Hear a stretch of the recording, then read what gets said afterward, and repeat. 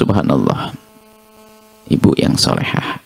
Beruntunglah bagi anak-anaknya yang serius dalam mengabdi kepada beliau.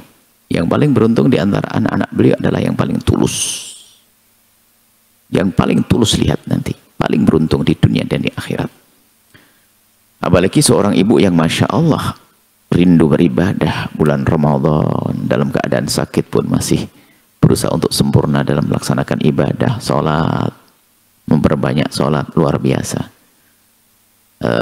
Tapi yang perlu difahamkan juga kepada ibu yang solehah tersebut, yang harus difahamkan bahwa yang wajib pun kalau berat, apalagi menjadikan kesehatannya menurun, menjadi tidak wajib. Puasa misalnya, dia tidak puasa, tidak dosa, bisa diganti dengan berzikir. Maka kalau memang berat, khawatir gerak sering ke toilet, itu kan juga mengganggu kesehatan beliau. Kalau mengganggu kesehatan, maka diganti saja. Dengan pastikan pahalanya tidak akan kalah.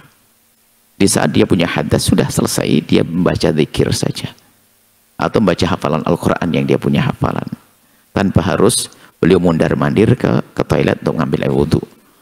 Kalau Anda minta solusi selain itu pakai tayamum dan sebagainya, ya, dia bukan udzur yang memperkenankan itu. Dan sholat sunnah, maka cukup ganti dengan ibadah yang lainnya yang paling ringan buat dia, pahalanya sama dengan sholat tarawih. Katakan ke beliau. Jadi semakin nyaman dia beribadah, semakin indah. Karena beliau sakit. Beliau sakit, jangan disamakan dengan orang sehat. Jadi kalau buang angin, mohon maaf ya, batal wudhunya. Kalau wudhu nyaman, barangkali kebetulan dia mau sekalian ke wudhu sekali boleh. Kalau mundar-mandir setiap 2 rakaat, bayangkan kali 20 wudhu. Bisa saja yang menjadi adalah menjadi kesal dengan ibadah, naudzubillah, bosan dengan ibadah, naudzubillah, menjadi tidak senang ibadah.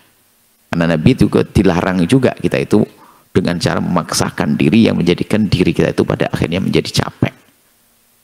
Sampai kalau ngantuk, istirahatkan dulu. Jadi ibadah selalu dalam keadaan senang, supaya tidak ibadah dalam keadaan berat dan sakit.